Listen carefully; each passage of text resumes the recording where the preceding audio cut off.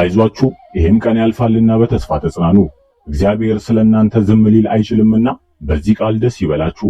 ለተቸገረው ደራሽ ለታረዘው አልባሽ የሆነው ቸሩ አምላካችን በስሙ ለሚታመኑ እርሱ ጋሻቸው ነውና ከፈተናው ክብደት ከችግሩ ብዛት የሆነ ክንዱን እየዘረጋ ሕዝቡን ለማዳን የሚመጣው እግዚአብሔርን በእምነትና በተስፋ እንጠብቅ። ለጸሎታችሁ ምላሽ ያላገኛችሁት በራሳችሁ ጥፋት እንደሆነ አስታውሱ። በእውኑ እግዚአብሔር ዝም ይላልን? ልጆቹንስ ሊተዋቸው የሚችል አምላክ ነውን? እናንተ ግን በትዕቢታችሁ ትወድቃላችሁ፣ ባለማወቃችሁም ትስታላችሁ። ለራሳችሁም እዘኑ። ሰላም ጤና ይስጥልን ውድ የቃል ሚዲያ ቤተሰቦች እንደምን አላችሁ? በዛሬው መርሃ ግብራችን እንደ ክርስቲያን በሕይወታችን ዕለት ተዕለት ልናስበው ስላለብን በምግባራችን ልንገልጠው ስለሚገቡን ጉዳዮችና እንደ ሀገር ስላለንበት የኑሮ ክብደት የሰላም ማጣት ዙሪያ ላይ አባታችን አባ አምሃ ኢየሱስ ያስተላለፉትን መልእክት ይዘን ስለቀረብን በጥሞና እንድትከታተሉን እየጋበዝን ለቻናላችን አዲስ ከሆናችሁ ላይክ፣ ሼር፣ ሰብስክራይብ በማድረግ አዳዲስና ወቅታዊ መረጃዎች እንዲደርሱ የደውል ምልክቷን በመጫን ቤተሰብ ይሁኑ።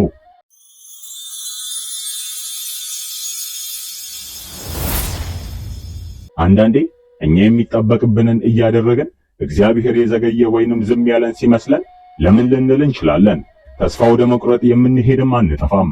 ለመሆኑ በፈተና ስንናጥ፣ ግራ ስንጋባ፣ ስንጨነቅ እግዚአብሔር እያየ እንደማያይ እየሰማ እንደማይሰማ ዝም የሚለን ለምን ይሆን ብለን ራሳችንን ጠይቀን እናውቃለን?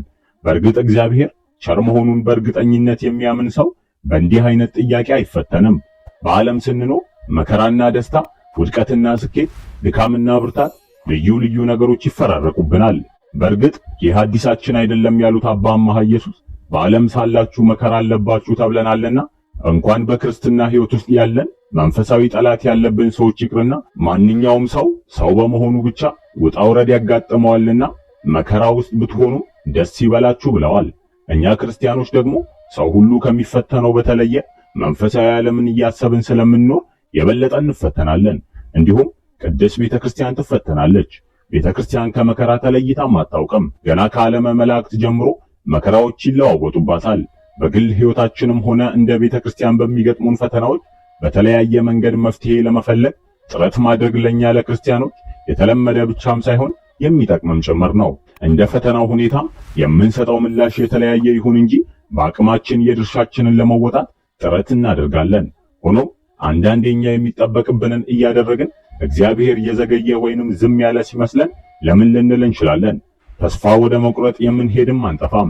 ለመሆኑ በፈተና ስንናጥ፣ ግራ ስንጋባ፣ ስንጨነቅ እግዚአብሔር እያየ እንደማያይ እየሰማ እንደማይሰማ ዝም የሚለን ለምን ይሆን? እግዚአብሔር የሚያደርገው ነገር ሁሉ ለመልካም መሆኑን ክርስቲያን ያውቃልና ሲርበኝ ስጠግብም፣ ሲጠማኝም ስረካም፣ ሲከፋኝም ስደሰት፣ ስደህይም ይሁን ሳገኝም እግዚአብሔር ትክክል ነው ማለት መቻል ታላቅ የእምነት ልዕልናን ይጠይቃል። ለምን እንዲሆነ እያለ በሆነ ባልሆነው እግዚአብሔርን ማማረር መልካም አይደለም። እግዚአብሔር ለምን ይሄን አደረገ ብለን ብንጠይቅ እንኳን የሱን ሐሳብ መርምረን ልንደርስበት የማንችል መሆኑን መጀመሪያ ማመን አለብን። እግዚአብሔር በእኛ የጊዜ ስሌት ብቻም መልስን እንዲሰጥ መጠበቅም አስፈላጊ አይደለም። ያ ሳይሆን ሲቀር እግዚአብሔር ዝም አለኝ ብሎ ማማረርም ተገቢ አይደለም። በእኛ ስሌት የዘገየ ቢመስለንም እርሱ የሚሰራበት ጊዜ አለው። ዝም ሲለንም ለበጎ ነው። በቅዱሳት መጽሐፍ በቅዱሳንም ሕይወት እንደምናነበው በግል ሕይወታችን ይሁን በቤተ ክርስቲያን መከራ ሲገጥመን ዝም ያለን እስኪመስለን ድረስ እግዚአብሔር በተለየ ምክንያት ሊዘገይ ይችላል። በግል ሕይወታችን ፈተና ሲደራረብብንም ወይንም ችግሮች ሲገጥሙን አለበለዚያም አንድን ነገር ከፍ ባለ መሻት ስንፈልገው ለነገሮቻችን መፍትሄ እንዲሰጠን የፈለግነውን እንዲሳካልን ወደ እግዚአብሔር እንጮሃለን። በዚህ ጊዜ ቶሎ መልስም ባናገኝ ነገር ሁሉ ለበጎ ነው ብለን ማመን በትዕግስት መጠበቅ አለብን። በአባቶች ሕይወት እንደምናየው እግዚአብሔር የፈለገውን ነገር ወይንም የችግራችን መፍትሄን ቶሎ ላይሰጠን የሚችልበት ምክንያት ሊኖር ይችላሉ። እግዚአብሔር ታጋሽ አምላክ ነውና እኛንም ትዕግስት ሊያስተምረን ፈልጎ ለጸሎታችን ቶሎ መልስን ላይሰጠን ይችላል። ብዙ ጊዜ የፈለግነውን ነገር ቶሎ ካገኘን ዋጋውን የማሳነስ ዝንባሌ ያለብን። በዚህም ምክንያት የተሰጠንን ነገር አቅልለን እንዳናየው ስለሚፈልግ ከብዙ ደጅ ጥናት በኋላ ሊሰጠንም ይፈቅዳል። ከመንፈስ ፍሬዎች አንዱ የሆነው ትዕግስትን በሕይወታችን እንለማመዳለን። ሌላው እግዚአብሔር ለጸሎታችን መልስን ከመስጠት ሲዘገይብን ወይንም ዝም ሲለን ሲከለክለን ማሰብ የሚገባን ከለመነው የተሻለ ነገር አዘጋጅቶልን ሊሆን እንደሚችልም ነው። ለዚህ ሐሳብ ሁለት ማሳያዎችን ልንወስድ እንችላለን። በቅዱሳን ታሪክ እንደምናነበው ከመካን ወላጆች የተገኙ ብዙ ጻድቃን አሉ። አምላካችን ኢየሱስ ክርስቶስ ከሴት ከተወለዱ መካከል ከመጥምቁ ዮሐንስ የሚበልጥ አልተነሳም በማለት የመሰከረለት ቅዱስ ዮሐንስ መጥምቅ የተወለደው መካን ከነበሩ ከቅድስት ኤልሳቤጥና ከካህኑ ዘካርያስ እንደሆኑ የማቴዎስ ወንጌል ምዕራፍ 11 ከቁጥር 11 ላይ ተጽፎ እናነባለን። እነዚህ ቅዱሳን እግዚአብሔር ልጅ እንዲሰጣቸው ብዙ ዘመናት ሲለምኑት ኖረዋል። በኋላ ግን ልጅ የመውለድ ዘመናቸው ሲያልፍ ተስፋ ቆርጠው ነበረ። እግዚአብሔር ግን በእርጅና ጊዜያቸው መንገዱን የሚጠርግና እርሱን ለማጥመድ የሚያስችልን ቅድስና ያለውን ልጅ ቅዱስ ዮሐንስን ሰጣቸው። በመጽሐፈ ስንክሳር ታሪኩ ተጽፎ የሚገኘው ታናሹ ቴዎዶሲዮስ ደግሞ ለብዙ ዘመናት መንግስቱን የሚወርስ ልጅ እንዲሰጠው ከእግዚአብሔር ይለምን እንደነበረ፣ ነገር ግን ልጅን እንደተከለከለ ተጽፎ እናገኛለን። እግዚአብሔር ይህንን ያደረገበት ምክንያት ነበረው። ከዚያም ዘመን በኋላ የሚነሳው ትውልድ እግዚአብሔርን የሚክድ ስለነበረ ቴዎዶሲዮስ ልጅ ቢኖረው ከዚያ ትውልድ ጋር ስለሚኖር ያንተ ልጅ እኔን ሲክድ ማየት አልፈልግም ብሎ ነበረ እግዚአብሔር ልጅን የከለከለው። ይህንንም በወዳጆቹ በመነኮሳት በኩል ገልጾለታል። ምናልባትም የኛ ጥያቄ የማይጠቅመንን ፍለጋ እየለመንን ስለሆነም ይሆናል ከፈጣሪ መልስን ያላገኘነው። መቼም ሰዎች ነንና ዕውቀት ይጎድለናል። የሚጠቅመንንና የሚጎዳንን ሁሉ ለይተን እናውቃለን ማለትም አንችልም። ለዚህም ሐሳብ ማሳያ ይሆነን ዘንድ በቅዱስ ወንጌል የተጻፈ የዮሐንስና የያዕቆብ እናት ልመናን የጌታን መልስ ማስታወስ በቂ ነው። ልጆቿ ግራዝማችና ቀኛዝማች እንዲሆኑላት የለመነች መስሏት ሞትን እየለመነችላቸውም ነበረ። ጌታም ለዚህ ጸሎት የሰጠው ምላሽ እንዲህ ይላል። እሱ ግን መልሶ የምትለምኑትን አታውቁም፣ እኔ የምጠጣውን ጽዋ መጠጣት አትችሉም እንዳላቸው በማቴዎስ ወንጌል ምዕራፍ 20 ከቁጥር 20 እስከ 23 ተጽፎ እናነባለን። እኛም ዛሬ የምንለምነውን ስለማናቅ እግዚአብሔር ዝም ያለን ይመስለናል። ዝምታው ለበጎ ሊሆን እንደሚችል ማሰብም ይኖርብናል። ከላይ እንደተገለጸው ትዕግስትን እንድንለማመድ እግዚአብሔር ለጸሎታችን ቶሎ ምላሽን ላይሰጠን ይችላል። ያለንበት ሁኔታ ራሱ የሚጠቅመንና መንፈሳዊ ሕይወታችንን የሚያሳድግ ሲሆን በግልጽ ይከለክለናል። ለጠየቅነው መልስን ባለማግኘታችን የራሳችንን ኑሮ ማማረርና ፈጣሪን ወቃሽ እየሆንንም እንገኛለን። መንገዳችንም ከፈጣሪ ሐሳብና መንገድ ስለሚርቅ የምድራዊ ሕይወታችን በመከራና በችግር የተሞላ እየሆነም ይመጣል። ነገር ግን የራሱን ስህተት ለማረም ራሱን ዘወር ብሎ የሚያይና የሚፈትሽ የለም። ይሄም አልበቃ ብሎ የራሳችን ሐሳብ የወለደው የዘር ፖለቲካ ህዝቡን ጎራ ለይቶ እንዲቆም እርስ በርስ እንዳይደጋገፍ እያደረገው ሲሆን በእምነት በኩል ከውስጥም ከውጭም መከራ እየበዛብን ይገኛል። አሁን ላይ እንደሚስተዋለው እንደ ክርስቲያን በብዙ መንገድ እየተፈተንን ነው። ቤተክርስቲያን በፖለቲከኞች እየታመሰች ስንመለከት እግዚአብሔር የተወን ይመስለናል። ግፈኞች ከፍ ከፍ እያሉም ስናስተውል የግፍ ጡጫቸው አብዝቶ ሲመታንም ረዳቴ ወዴት አለ በሚል ቁዘማ ውስጥም ገብተናል።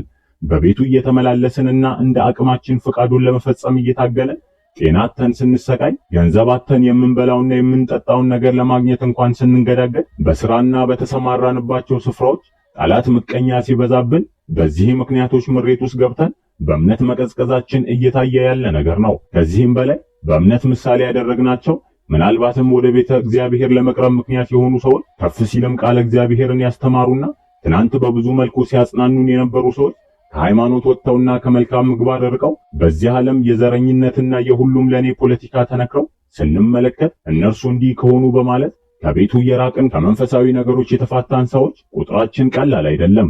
ለነዚህ ሁሉ መከራ ግን መፍትሄና መድኃኒት ጽናት እንደሆነ ጌታችን ኢየሱስ ክርስቶስ በግልጽ በሆነ ቃል አስተምሮናል። ለመዳን መንግስተ ሰማያትን ለመውረስ መሰረቱ ጽናት ነው። ሁሉም ነገር የሚሆነው እርሱ በፈቀደ ጊዜ ነውና የሚሆነው በመከራ ውስጥ በጽናት መታገስ ተገቢ ነው። መከራው እንዲርቅለት ጸልዮ እንደተመኘው መከራው ያልራቀለት ቅዱስ ጳውሎስ በኋላ ላይ ያ መከራ ራሱ የሚጠቅም እንደሆነ ተረድቶ እንዲህ ብሎ ጽፎ እናነባለን። ስለዚህም በመገለጥ ታላቅነት እንዳልታበይ የሥጋዬን መውጊያ እርሱም የሚጎስመኝ የሰይጣን መልእክተኛ ተሰጠኝ፣ ይኸውም እንዳልታበይ ነው። ስለዚህ ነገር ከእኔ እንዲለይ 3 ጊዜ ጌታን ለመንኩት፣ እርሱም ጸጋዬ ይበቃል፣ ኃይሌም በድካም ይፈጸማል አለኝ። እንግዲህ የክርስቶስ ኃይል ያድርብኝ ዘንድ በብዙ ደስታ በድካሜ ልመካ እወዳለሁ።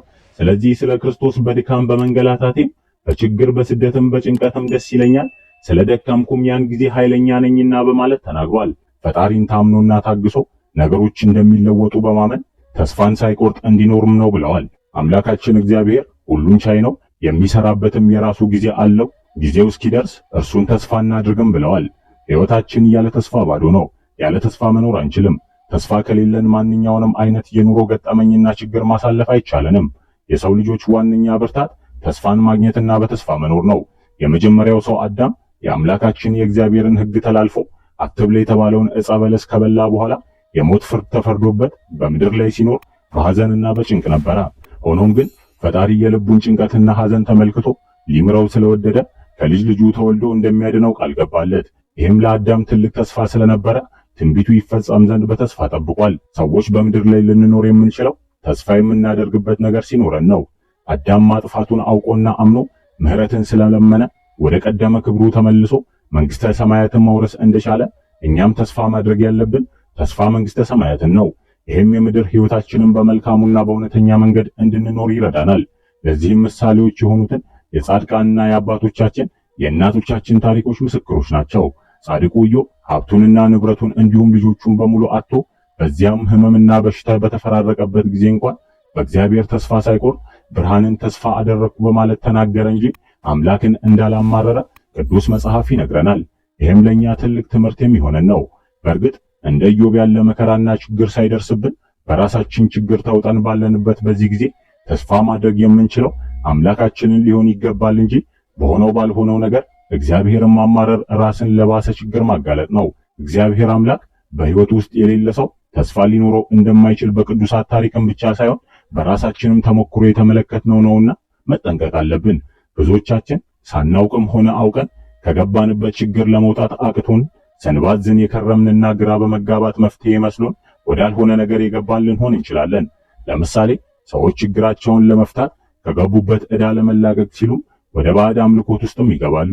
ይህ ግን የባሰ ችግር እንደሚያመጣ በወቅቱ ላይ ያውቁና ላይ ገነዘቡ ይችላሉ። ምክንያቱም ሰው ለምድራዊ ሕይወት ሲል ፈጣሪውን ክዶ ለጠላት መገዛት ከጀመረ ለጊዜው ችግሩ የተፈታለትና የሥጋ ድሎት ያገኘ ቢመስለውም ወደደም ጠላም የእርጅና ዘመን በደረሰ ጊዜ ወደ ሞት ሲቃረብ በፍርሃት መኖር ይጀምራል። ከዚህም በባሰ መልኩ ሲያመልከው የነበረውም ዲያብሎስ ሞቱ በቀረበ ጊዜ ተስፋ ሳጥቶት ነፍሱን ገሃነም ሊያወርዳት ይፋጠናል። በዚህ ጊዜ የመዳን ተስፋው ተሟጦ ንስሐ እንዳይገባ ዲያብሎስ የማያደርገውም ጥረት የለም። ሰው ሲተማመንበት የነበረው ሀብቱም ሆነ ውበቱ ወይንም ስልጣኑን ከገሃነም ሊያድነው አይችልም። ይሄ ሁሉ አላፊ ጠፊ ነው። የሥጋ ነገር ሁሉ ጠፊ ነውና ከንቱ ከንቱ የከንቱ ሁሉ ከንቱ ነው እንዲል ጠቢቡ ሰለሞን በመጽሐፈ መክብብ ምዕራፍ 1 ከቁጥር 2። ይህንን በጊዜው ተረድቶ ለነፍሱ መኖር የሚችል ሰው በአሁኑ ጊዜ ጥቂት ነው። አብዛኛው ሰው በምድራዊ ችግሮቹ ላይ ትኩረት አድርጎም የሚኖር ነው። ስለሆነ ከአቅማችን በላይ የሆነ ችግር ሲያጋጥመንና መፍትሄ ስናጣ እግዚአብሔርን ተስፋ ማድረግ ያዳግተናል። ይቅር እንደሚለንና ምሕረትን መለመን እንደምንችል ማመን ስለሚከብደን ተስፋንም እንቆርጣለን። ሕይወት በውጣ ውረድ የተሞላች እንደመሆኗ የሚያሳዝን ነገር በኑራችን ሲያጋጥመን በመከፋት ተስፋ መቁረጥ የለብንም። ዛሬ ቢጨልምብንም ነገ ብርሃን ይሆናል። ጻድቁ ኢዮብ በጎ ነገርን በተጠባበቅኳት ጊዜ እነሆ ክፉ ቀኖች መጡብኝ፣ እኔ ግን ብርሃንን ተስፋ አደረግኩ በማለት እንደተናገረው ምንም እንኳ መከራችንና ችግራችን የተደራረበበት ወቅት ላይ ብንሆንም እንደዚህን ክፉ ቀናት አልፈነው በጎ ጊዜ እንደሚመጣ ተስፋ ማድረግ ይገባናል። አባቶቻችን ክርስቲያን ተስፋ አይቆርጥም ይላሉ። በክርስቶስ ክርስቲያን የተባለን በሙሉ የትኛውንም አይነት ችግር ቢገጥመን ሆነ መከራችን በስቶ በስቃይ ላይ ስቃይ ብንሆን አምላካችን እንደማይተወን ማመን አለብን። እግዚአብሔርን ተስፋ ያደረገ ሰው ወድቆ አይወድቅም፣ ከወደቀበት ይነሳል። ፈጣሪ ሰውን አይረሳምና እንደማያይና እንደማይሰማ ሆኖ ዝም የሚለን ለሁሉም ነገር ጊዜ ስላለው ነው። በትዕግስት እርሱን ተስፋ አድርጎ ለሚጠብቅ ሰው ችግሩን ይፈታለታል፣ ከመከራና ከስቃይም ያወጣዋል። እንደማይሰጥ ያዘገያል እንደተባለው ለሁላችንም የሚያስፈልገን ከኛ የበለጠ ለራሳችን የሚያውቅ አምላክ ስለሆነ በጊዜው የወደደውንና የፈቀደውን ያደርግልናል። አምላካችን እግዚአብሔር ተስፋችን ነው፣ ፈጣሪያችን መመኪያችን ነው የምንለውም ለዚህ ነው። እርሱን ያመነ ሰው ማንኛውንም የመከራ ጊዜ ማለፍ እንደሚቻለው ቅዱሳት መጻሕፍት ያስተምሩናል። በተለይም በዚህ ጊዜ ቤተክርስቲያናችን በስደት መከራ ላይ በሆነችበት ወቅት መለስ ብለን ታሪካችንን ልንመረምር ይገባል። በቤተክርስቲያን ታሪክ ላይ እንደምናነበው ከሆነ ቅድስት የሆነችው የእግዚአብሔር ማደሪያና የክርስቲያኖች ቤተክርስቲያን በየዘመናቱ በተነሱ አህዛብ ነገስታት ስትፈርስና ስትቃጠል ኖራለች። ካህናትና ምዕመናን ላይም ብዙ እንግልት ደርሶባቸዋል። በግፍ የተገደሉ፣ ቤት ንብረታቸው በቃጠሎ አሊያም በዝርፊያ ያጡ ቁጥራቸው በርካቶች ናቸው። ይሄም በአሁኑ ጊዜ የተመለከትነውና የታዘብነውም እንዲሁም እየመሰከርን ያለነው መራራ ሐቅ ነው።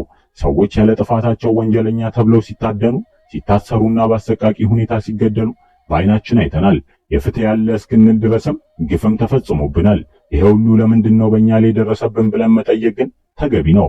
ምክንያቱም ፈተና ከብዙ አቅጣጫ የሚመጣ ነውና አምላካችን ለጽድቅ ሲፈትነን፣ ጠላት ደግሞ በቅናት ሊያጠፋን በመሆኑ ይህንን ተገንዝበን በሕጉ በመመራትና ለሥርዓቱ ተገዢ ሆነን እንኑር።